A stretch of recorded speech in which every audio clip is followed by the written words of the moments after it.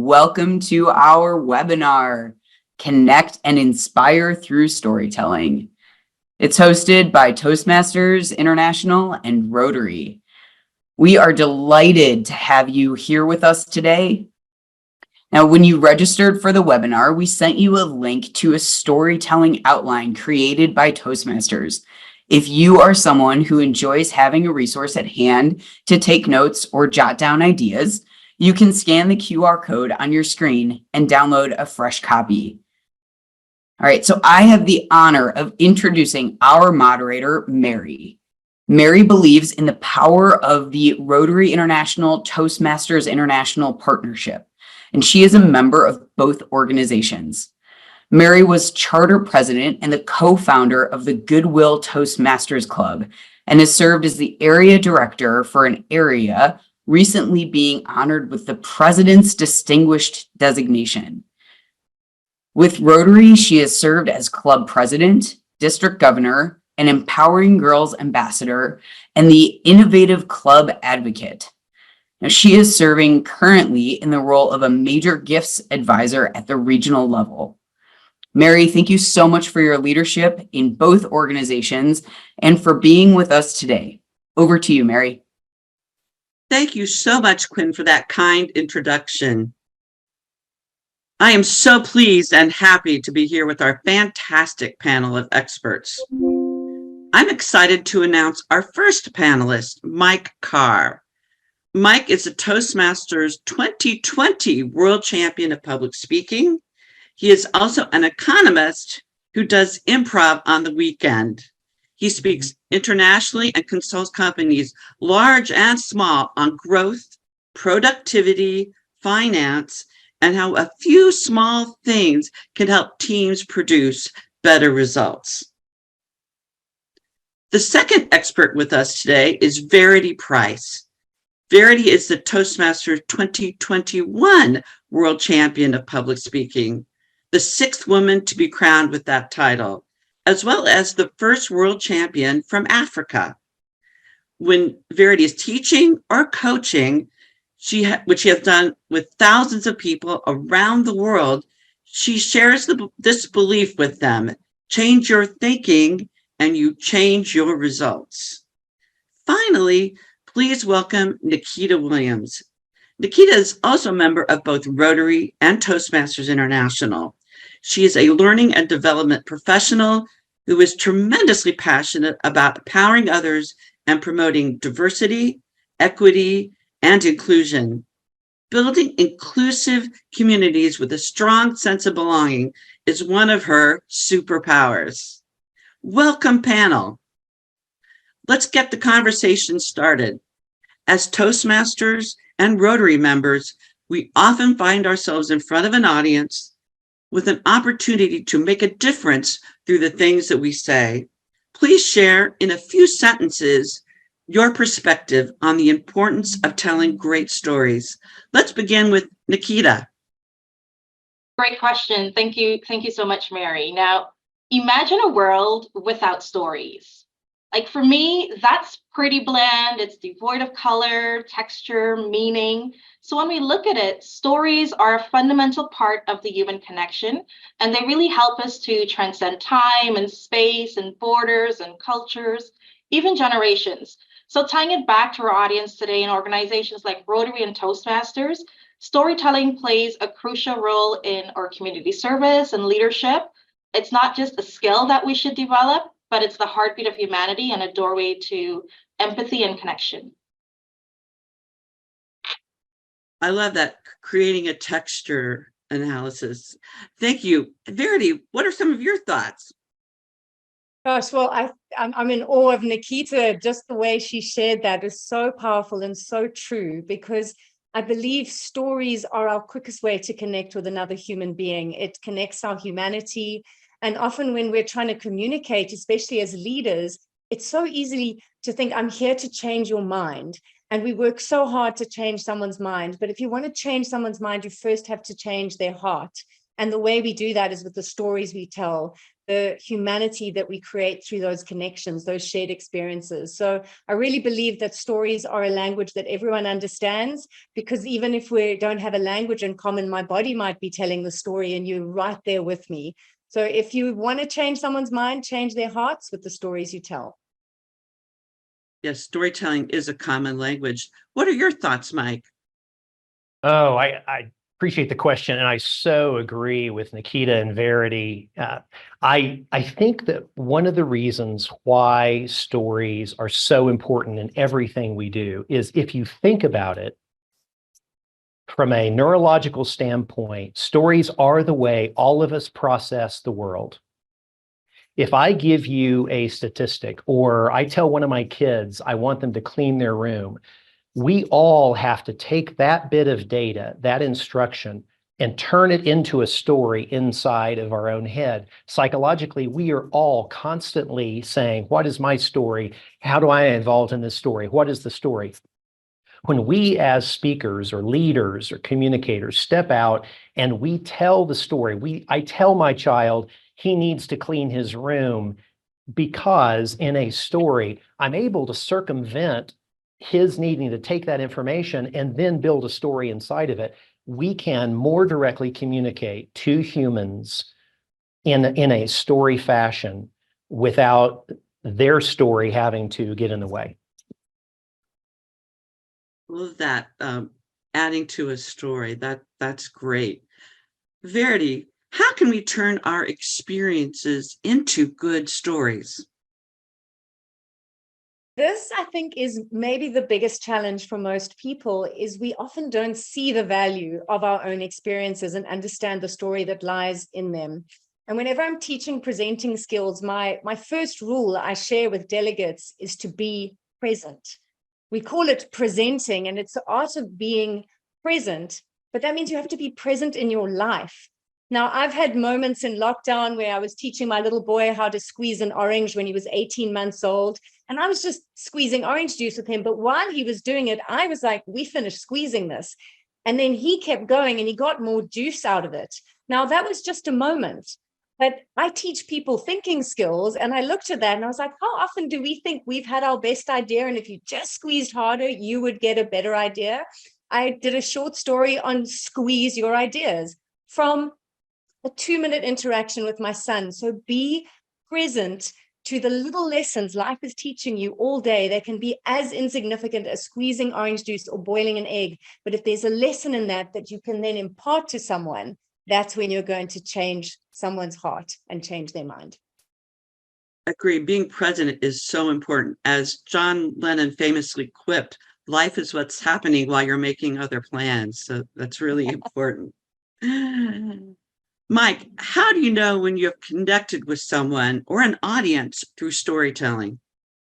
I think it's something that a lot of times when we don't think we're connected. So I would say to a lot of our audience, have you ever been in the position where you're telling a story and you're really into it, and the person in front of you is not reacting at all? They either have a frown on their face or they're just looking at you blankly. That actually can be a very good sign that they are so lost in your story that they have forgotten what their face is doing. That as long as they are locked in on your eyes, then that's when you can know that you've got them, that you are all in symbiosis. They're following your story. What you're saying is walking along with them as well. And so whether it is in person or in a video call, if your team will turn on their videos, even not, if not everyone does, but some do.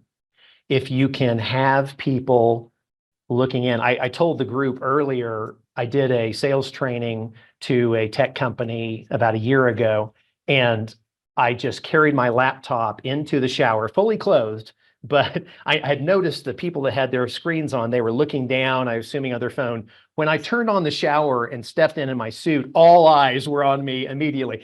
That's when you know. You don't have to get in the shower to do that, but it's when people's eyes are locked in. Don't worry if they're smiling. Don't worry if they're reacting. They're following you. That's why the listening and observation skills that Toastmasters teaches us is so important. That's just as important as the things we say. So true. Exactly. Nikita, when should we be telling stories? Oh, I love this question. Now, when should you be telling a story? If you are human and you have a brain and you have a voice, so I'll do a little side note to acknowledge storytelling in the arts, and you have that idea, that message, or there's just something on your heart, you should be telling a story, especially if it is that you're looking to inspire and motivate.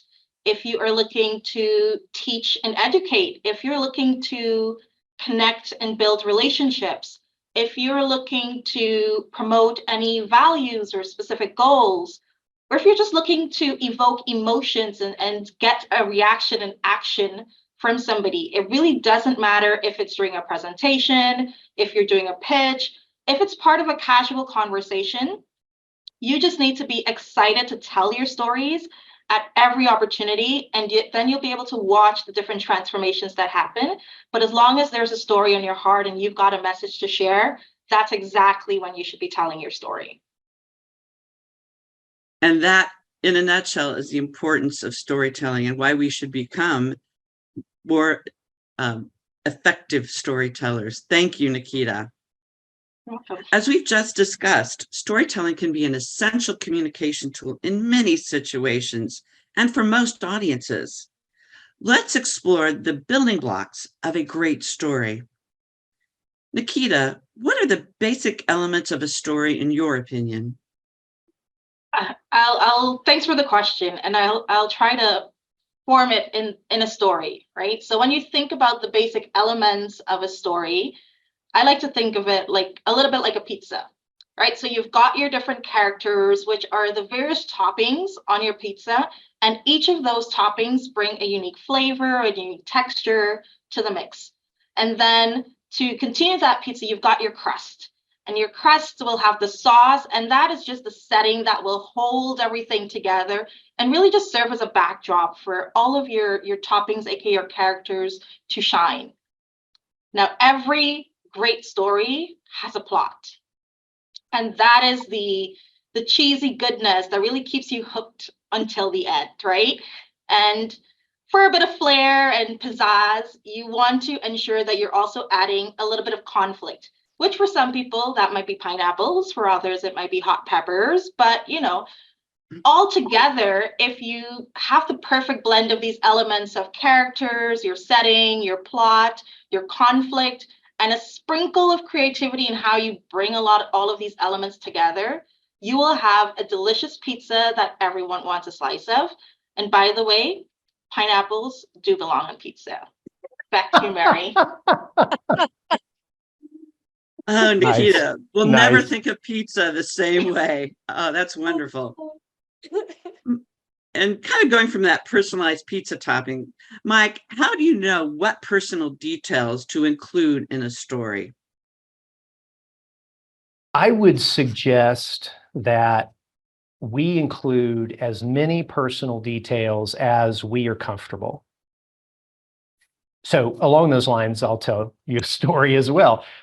Early on in my career, I had a mentor, a guy named Don Reynolds, a great professional speaker, a great entrepreneur. He heard me speak one time, and it was a very motivational speech, kind of in the Zig Ziglar, you can do it, climb the high mountain. I told other people's stories. And Don said to me, Mike, I don't want to offend you, but when you as a speaker do not crack your chest open and show me your insides, you waste my time. That was tough to hear, but it was the best thing I could have heard at that time. And I started experimenting with the vulnerability of sharing where I had failed, because I fail a lot. And what that had taught me and where I was scared, and the connection with the audience went from here to here. So I would say we all fail. We all have fear. That's the human experience, but we hide that. And when we as leaders, when we as speakers can, I'd say, go listen to everything Brene Brown has said and written, and just about vulnerability.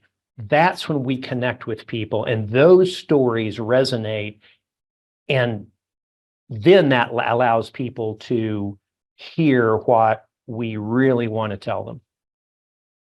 Verity, how can we make our own unique experiences apply universally to the audience? And so specific examples would be great.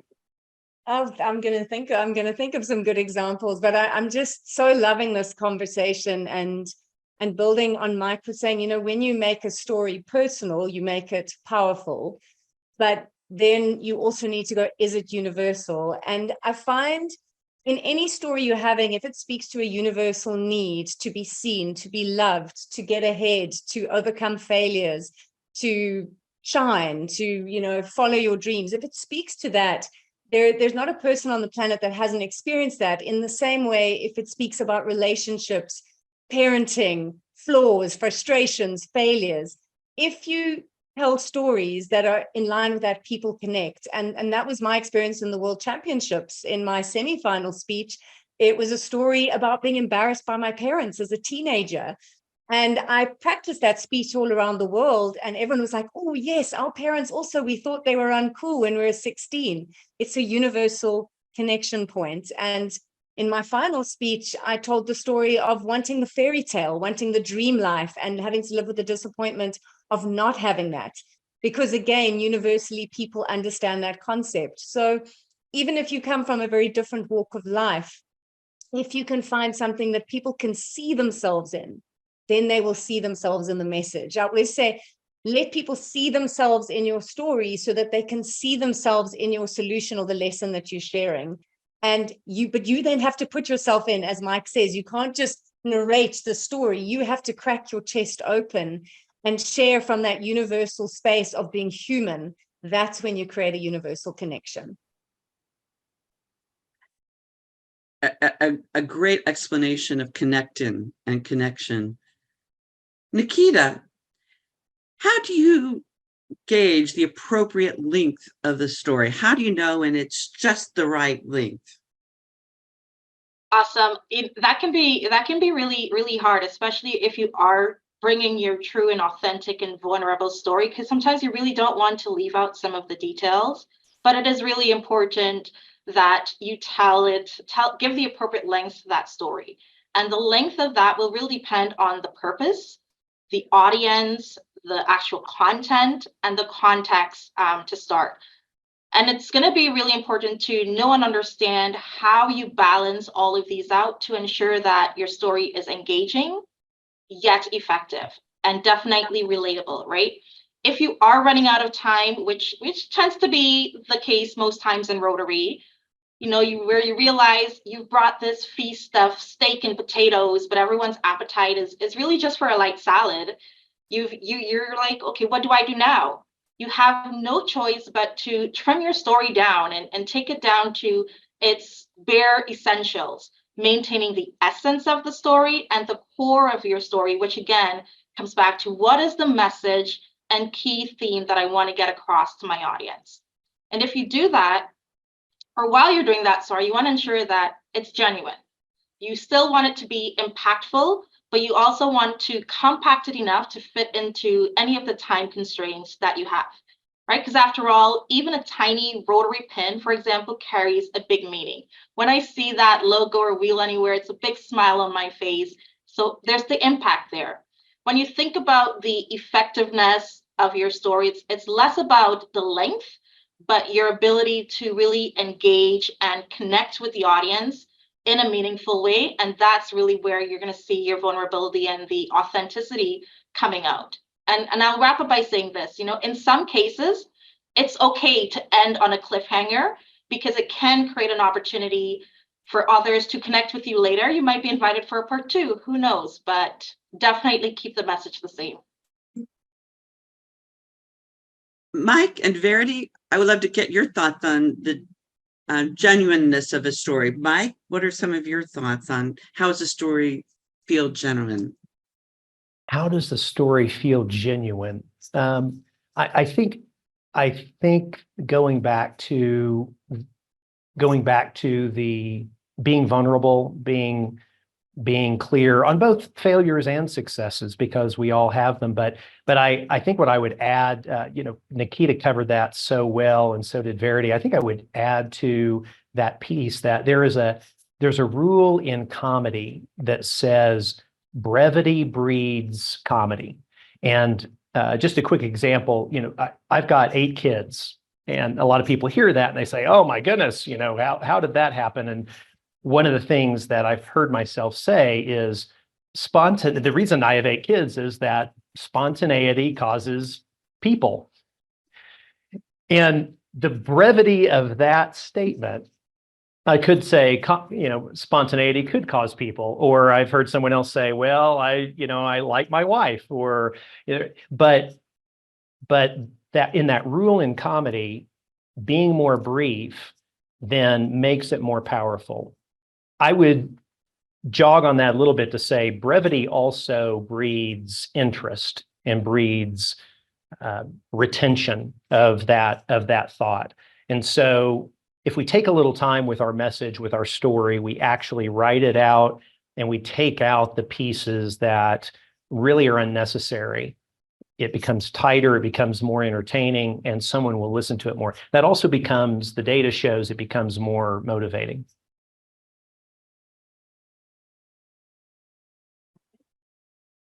Wonderful. I think there was a play that said brevity is the sincerest form of wit. And I think that's so true. Verity, what are some of your thoughts on the genuineness of a story? What's standing out for me, Mary, is what I see with so many people is that they make the mistake of telling a story rather than reliving the story. And this happens when we have to do a presentation. I'm now going to stand here and I'm going to tell you about what happened to me, and there's a disconnect. But I'll see that same person with friends sharing that story, and they're reliving it. They're in that moment, they're seeing what they saw, they're feeling what they felt, they're hearing what they heard, and everyone's getting to experience it with them. So you need to write it, you need to plan it, and then you need to live it. And that is our challenge, is to give yourself permission to relive your story so that the audience can relive what you went through and experience and learn what you want them to learn. And building on that, with Mike was saying, you need to take the pieces away. I always like to think of the full story of what you lived is like a Jenga tower. There's so many details that went in. But our job as storytellers is to pull out as many pieces as we can that's not necessary data, but still leaves the story standing. And there you move the audience with brevity to whatever the lesson or message is. That's the craft in speech writing. But then when you tell that story briefly, relive it. Relive it, don't retell it. That's wonderful. Verity, one of my takeaways from our conversation so far is the importance of being present and living life in that moment. And the Jenga tower, of course. Oh my gosh. What great responses. Now that we have learned the importance of telling a story and the basic elements of a story, let's tap our panel of experts for some tips and tricks on how we can make our stories unforgettable. Verity, what are the skills and techniques that can make a story most resonant with the audience? I think it's about the journey that you take people on. And there's many structures of how great stories are told. One that I like to share with people is about how do you use a story to get your message home? And all you have to remember is HOME. So a great story has a hero who's encountered an obstacle, and that's where the conflict is. And there was a lot of conflict in the chat about the pineapple on the pizza, Nikita. They said if it doesn't grow in Tuscany, it doesn't belong on a pizza. So you as the hero now have the obstacle of convincing people whether they want pineapple or not. But that is where the story gets meaty. That's where people are enjoying it. They're listening. There's characters, there's dialogue. Are they going to, solve the problem? Aren't they? And at the height of that obstacle, you need a mentor who presents the hero with a way forward, something they could do that will help them overcome that obstacle. And if they listen, and it's only a really good story if the person takes the advice and then emerges transformed. So that's how you get your message home. A hero with an obstacle who meets a mentor and emerges transformed. And if you have to look back over your life, you'll see that everything that's taught you something, there you were with your obstacle, someone or something taught you a lesson, and hopefully you emerged transformed. That for me is how I always look for the gold in a story so that we can take audience on that journey. Mike, do you have some tips and tricks to share with us? I actually so love that. So I think what we've built so far is a home pizza Jenga tower.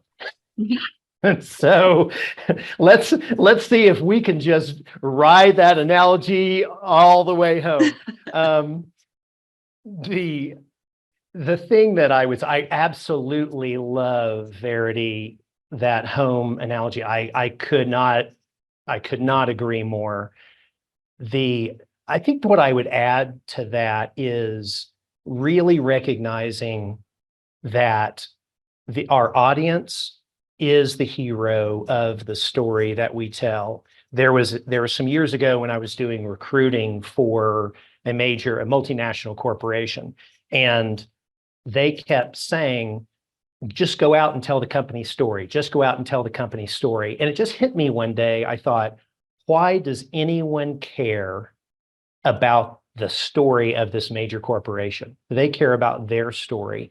And so I just tweaked it a little bit just to say, tell me about you, tell me your story. And then I would try to see where the story of the corporation fit into that person's story. And a side benefit was that my recruiting results jumped. So I would say that is highly important when we're talking to an audience, that it is their story we want to enter into, because all of us have a story going on in our minds. So a way that we can enter, either we're the mentor or we introduce them to another mentor, but to the degree that that audience member, that person, that child in our home is the hero of the story, we will get much further than if we are the hero.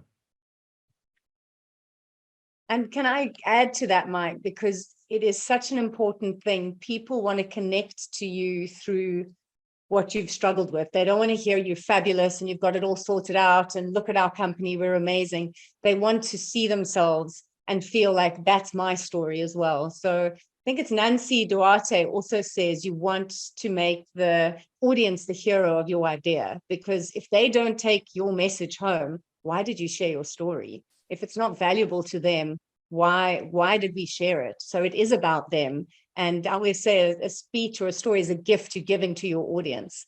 So it Super is great point. ultimately them. Yeah. Yeah, thank you for adding that. Super great point. A story is a gift. And I think one of the things we're all going to be trying is pizza with pineapples on top. And ham is also great in that combo too, by the way. Nikita, what are your tips and tricks for telling great stories? I really echo what Verity and Mark have shared so far. And a big part of really telling a great story is knowing how to edit that story and really know your audience. And for me, that really, I heavily rely on the vibes and the audience inside, because it really comes back to what's in it for them. Why do they care about this story, and how is it going to help them in the future in anything that it is that they're going to do? So when I keep the audience at the center, it really helps me to know exactly what I want to communicate, how I want to communicate it, what tone and words I want to use, how much humor I might add into there. And that's really what will help, right? And if I tie that back to my experience so far with Toastmasters is, okay, if we look at any of the evaluation guidelines, it's a great place to start with a tip to what to include in your stories and how to really leave that impact and hit the right tones. If you use that evaluation guideline, see which number do I want to hit on this scale of 1 to 5, and that will definitely help you with that. And so while your message stays true and you be authentic and genuine with what it is that you're conveying, keep in mind your audience and how you can tailor or make those connections so that, you know, there is that greater impact. And I'll say structure matters, but so does spontaneity. And that's my personal niche and kind of why I tend to participate more in evaluations and table topics and less so on prepared speeches, because I like the spontaneity aspect of telling stories and connecting with the audience on the fly. And having worked with Nikita previously, she's a great editor and critique of the content of what you're saying. So it's always a pleasure to work with Nikita. Mike, I think that's something that a lot of us struggle with. What helps you stay focused and confident? The confidence piece is, there are some people out there who are just they seem to be confident regardless. I'm not one of those people. I have to practice. So I would say confidence, and that's one of the reasons I'm a fan of Toastmasters, because it's a great lab to go in and practice. So the more I practice, it's like there was a famous golfer one time, he hit this shot at the biggest tournament, and they came out and they said, all the press said, how did you hit that shot in the middle of all this pressure? And he said, there was no pressure. I've hit that shot 10,000 times in practice. That's just the way that confidence comes when you know your stuff. And so that practice, I would say, is the confidence piece. The staying focused, I borrowed this from, again, another early mentor. I have a visual outline. I think about my dining room table, and my first point, I have a visual sitting in the first seat. In the next seat, I have another visual. In the third seat, I have another visual. There are another 4, 5, 6, 7. There are 7 or 8 seats around that table.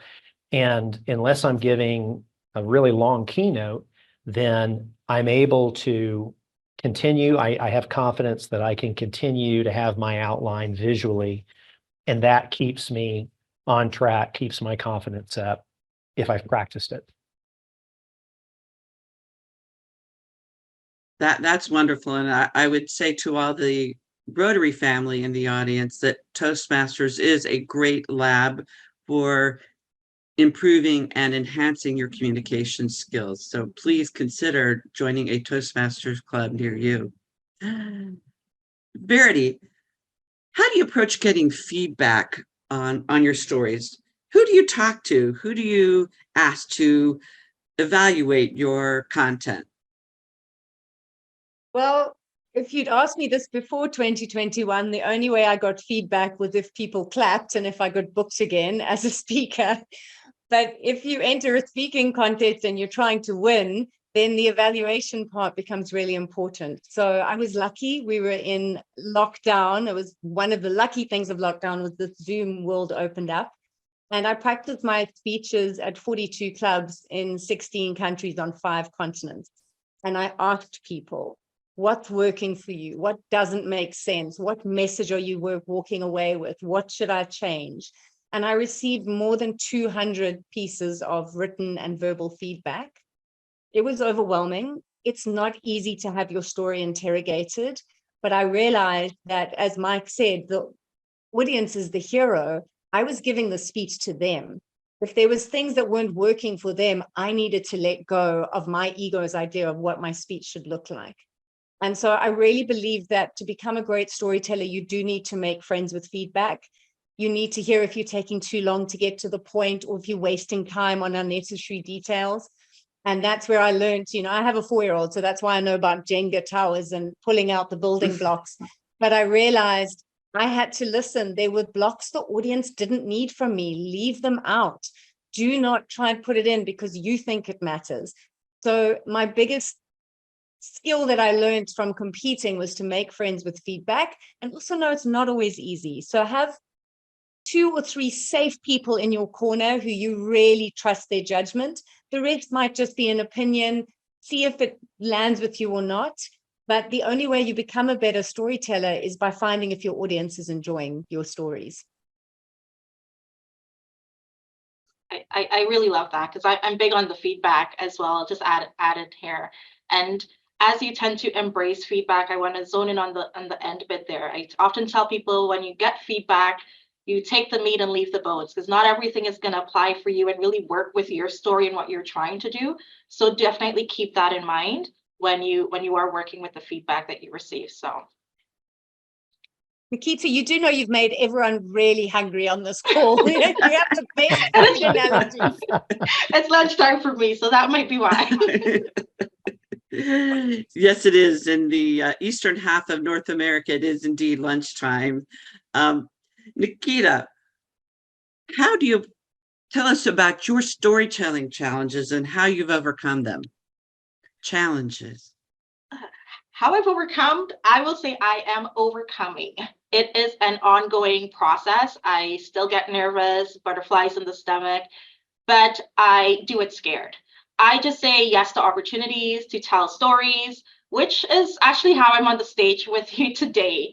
After saying yes and well into the planning, I learned I would be sharing the stage with world champions. No pressure, but imposter syndrome definitely reared its head ever so often. But here I am, just embracing the Toastmasters confidence and essentially the culture of we learn by doing, right? And pushing through the fear and doubt, because everybody who's given their first icebreaker speech or taking on a new pathway that's really challenging to them, we just learn by doing, and we just continue to push through and take everything one step at a time. And the Rotarian in me also will just like to honor any commitments that I take and seize opportunities to continue to make impactful communities. And I'm really hoping that at least there's one person in the audience who can relate to me. And for me, that's a win.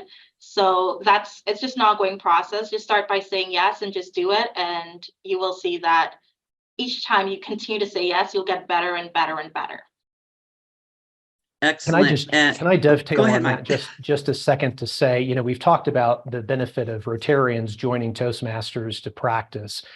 If your clubs, for those Toastmasters folks on the call, on the webinar, if your clubs are like mine and people are asking, hey, how can we serve more? And I hear that more from Gen Z and millennials than I did from boomers and Gen X, unfortunately. But I say fortunately and unfortunately, but there's an opportunity for, if our Toastmasters clubs are not getting out into the communities, there's a Rotary club just across the way that is doing that. And I would, and if you haven't been paying attention, Rotary's been doing a lot of really good stuff around the world for decades.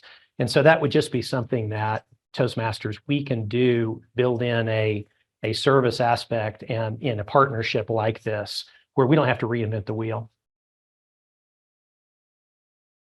Mike, you just flowed into what I was going to say. For the Toastmasters in the audience who would like an opportunity to use the communication and leadership skills that you're building in Toastmasters to do a little bit of good in the world, please find a Rotary club near you or an e-club that you feel connected to. It would be a wonderful opportunity to use those skills you've learned to a much larger purpose, and you'll find a lot of like-minded individuals. So I hope that one of the outcomes of our conversation today is some cross-pollination, that we'll get more Rotarians interested in Toastmasters and Toastmasters interested in Rotary. With that, I have one last question for all of our panelists. How do we keep improving? What are your thoughts on that? I'll stick with my food analogies here. It's just like, refining a recipe that you found. You just want to bring all of your experiences, take a pinch of that feedback, and each time you'll continue to get better and better and better. But you do also require some moments of reflection to sit with it, sit with your story. What's not resonating with you? Where do I not feel confident in conveying this? And then that will help you to edit and modify and improve what's working, what's not working. And with each iteration, you'll find that it tastes better and better and better. Mike, Verity? Yeah, I can go again. So when we're standing in front of our home-based Jenga pizza tower, and that being our story, I would say the improvement happens the few minutes before we tell the next story and the few minutes after. That we don't wing it as we walk up to our home-based Jenga pizza tower. We think through what went well the last time, what did not go well, but what do I want to improve on more this time? When we go into the tower, though, that's the storytelling. I could not underscore enough what Verity has been talking about being ferociously present, because the audience will know if you are somewhere else and your credibility drops. So don't worry about how am I doing. Don't worry if you have to film it or have someone film it. That's much better than thinking about it as you go. And then the few minutes after, just think about, okay, and write down. I would suggest keeping a journal. What happened? What was good? What did I see? What did I feel? And then go take a look at the video and then make those notes the next time. How do I continue that cycle of improvement? But when you're in the Jenga Pizza home-based tower, don't think about it. Oh, my gosh. What excellent Add observation. one more thing. I need to add some more food to this story that we have cooked up today, because the way you keep improving as a storyteller, you have to think of your stories like flipping or making pancakes. I was making pancakes for my son the other day, and I, made the first one and it was stodgy, and I burnt the one side, and I made the second one and got a little bit better. Only at about the seventh pancake was there something that my 4-year-old was happy to eat. And I got left with the stodgy first versions. And it really hit me that speaking and storytelling is like flipping and flopping pancakes. Don't give your first few versions to the audience. The person who makes the bad pancake eats it. So the only person that should be hearing the early versions of our speeches is us, and maybe 1 or 2 people who've agreed. By the time you give it to an audience, it's that 7th version, that 8th version. World champions, they sit at an average of 32 to 70 versions of a speech by the time they win. I call it flipping and flopping. Go back to a story you've told, rewrite it, look at the pizza, look at how you're getting the message home. How can I pull out pieces of the Jenga? It is like flipping pancakes. Your first version is not ever going to be your best version, but that's the start. Keep going till you've got something you can give to your audience with syrup and butter. And now I'm really hungry. I love that. I love that. Love I it. love that. Love it. I would really add great advice. Yes, I would add to the home Jenga pizza tower. Brevity is the sincerest form of wit, and being super focused on your audience and making them the hero of the story that you're creating. That's so important. Oh gosh, I could continue talking with you all for many more hours, and I'm sure our audience is enjoying your thoughts and observations, but we do need to get to some audience questions. So let's go ahead and take a few of those. We've had a number of audience members ask about authenticity in stories. Is it possible to craft fake stories or exaggerate, to be inventive with our stories to get our message across? Do you consider that ethical? And I'd like all of you, maybe starting with Verity, your thoughts on that. So I don't know who said it, but it really resonates for me. You never want to ruin a good story with the facts. When someone's in the height of telling a story, we know they're embellishing. We know there's a bit of exaggeration. I waited in that queue for 17 hours. As an audience, I know it probably wasn't 17 hours, but I appreciate they're building the conflict for me. And so I've always loved that. Don't ruin a good story with the facts. But it's more that, are you telling, and this is something I learned from Craig Valentine, are you telling the emotional truth of the story? Is this emotionally true of your experience? Maybe you've taken 5 different characters and made them into one person so that the audience doesn't have to contend with 5 different personalities. And I believe, it's called poetic license in writing. There is license as long as it's emotionally true and not an outright lie. So I've coached people before when I've gone, I think this is too far from the truth of what happened to you. If you ever got interviewed on this, you're going to get caught up. Let's go back and find the emotional truth, because it's not about lying to our audience. But don't ruin a good story with too many details, but tell the emotional truth of what happened.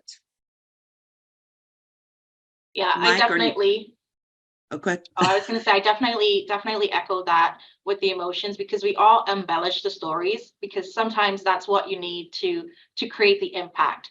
But you can tell a fake story as long as you're confident relaying that story, people will believe you. So I would say focus a little bit more on the confidence. And if you've never attended a Tall Tales contest, it's a great example to see that in action and see how those speakers embellish and bring the confidence and everything, but the message and the emotion or the call to action that they want to get over is always going to be conveyed. Mike, do you have anything to add to? I don't think I could say any of it better. I guess I would just say, as long as we focus in on the spirit of the truth, then I think we're good. But anyway, I know I wouldn't. I couldn't say it as well as what's already been said. I know we have time for a few more questions. One I'd like to direct to Nikita. How can I inspire younger generations through storytelling, especially interactors, rotaractors? A great way to inspire younger would be to be authentic, right? Again, coming back, know your audience. What are they interested in it? Then why should they even care? And if you are connected with, how can I make this relatable to the audience? What are they interested in? What is the lingo right now? Like I said, I was using vibes. Are you capping when you're telling fake stories? Maybe you are. So it takes a little bit of understanding your audience and speaking to them in a way that they will be able to understand and relate to you in that message, right? So it comes back to tailoring and remembering that audience to keep that connection and being authentic to what it is that you're looking to do. If you're looking to inspire them to volunteer and be part of community service, it might be better to approach them with that idea and concept of community service and volunteering versus being like, okay, I need you to do this specific project that they might have absolutely no interest in doing. That's good. Mike, I'd like to direct Janet's question to you. I often choke up when I talk about something emotional. How do I get past this? I don't think you need to. I think that is cracking your chest open and sharing. Now, if you're on a time crunch and it derails that, I think telling that story ahead of time to a number of people so that you can practice that, but that may feel uncomfortable for you, but it's usually not going to feel that uncomfortable to your audience. Now that can change culture to culture, but if you're wanting to get past that, practice is usually the biggest way. The other way is if you're wanting to get past it, maybe an act of with some meditation practices, they will look into what the feeling of that is in your body, and it allows you to back a little bit away from strong emotions. So that could be another technique, but I would encourage you to live authentically in that space. And if you choke up, that's okay. I think that's better storytelling, actually, because it's authentic. Verity, I have one last question, and this is from Charles. How can we practice brevity throughout our stories while keeping the story alive and interesting? You left the hardest question for the end, because for me, that comes to the writing. Great speeches aren't written, they are rewritten. And so it is in the writing that you get to that brevity. Some people are naturally good at telling stories, table topic style, in 2 minutes. But for the rest of us, we can get lost in the details. So it's in the writing. How can I say this in the simplest sentence? How can I paint this in the vividest words? But then to keep it alive comes down to how you practice delivering it. And I always say to anyone I work with, don't just deliver it the way you intend to tell it on the day or on the night. Practice it like you're telling it to a 3-year-old, or do it like you are a very grand dame. Play in the way you tell your story. You will uncover humor that way. You will uncover dialogue, and you will overcome nerves, because you won't be telling your brain, I have to tell a story. Live it, move it, be with it. But the brevity comes through a lot of writing and rewriting, flipping and flopping those pancakes. That takes time, and you do get better at it. But it's really to have fun telling the story, and know that for the audience, it's the first time they're hearing your story. As keynote speakers, I've been telling one story for 20 years. I have to remind myself it's the first time for the audience. How do I give this to them? This is not for me. This is for them. What a fabulous way to end. Oh my gosh, on behalf of our audience, Mike, Verity, and Nikita, thank you for spending time with us today. We truly appreciate your wisdom, insights, and tips. We'll be building those home Jenga pizza towers. Do our panelists have anything to add before we leave? I would just, one thing I meant to say it in one of my answers, we don't have time about it, but humor is a really underappreciated piece about building rapport. We can deliver really tough, difficult messages using humor, and it comes pretty well. So appropriate humor, and that's a whole other skill set. But there are a lot of great resources out there, and I would encourage everyone to explore adding more humor in our storytelling. Verity? To build on that, and also talking about the emotions, and someone I saw in the chat saying you should never be the hero of your own story. You are just the hero because you're the person it happens to. But if you can laugh at yourself and be vulnerable and open and honest about your weaknesses and where you failed, that's when you start to move things with the audience. So I always say, even if it's an emotional topic, don't talk about it till you can also laugh about it. And if you come from that place, you create an incredible point of connection. And if the tears come, that's great. It's authentic. You're in the moment. But really, your stories are your gold. And they don't have to be in these sensational moments. It could be something as simple as watching your child squeeze orange juice and finding a lesson to share. So see the value of every day of your life and see how you can use it to shape your life. Nikita? Absolutely. I would wrap up by saying every single person on this call has a voice. So I challenge you to use your voice to tell the stories that you have in all of the spaces that you're in. And an easy one to start with can just be the story of your name, because every single one of us has a name, and there's a story behind that name. You can create it and make it your own. Just use your voice to share it. Oh gosh, Nikita, that is our call to action from the hour that we've spent together. Thank you so much, especially to our audience and the staff who helped us put together this hour for you. Please feel free to share the link of the recording that's going to be coming with a short survey. We would love to hear your feedback. And once again, good day from wherever you are, and thank you for being with us.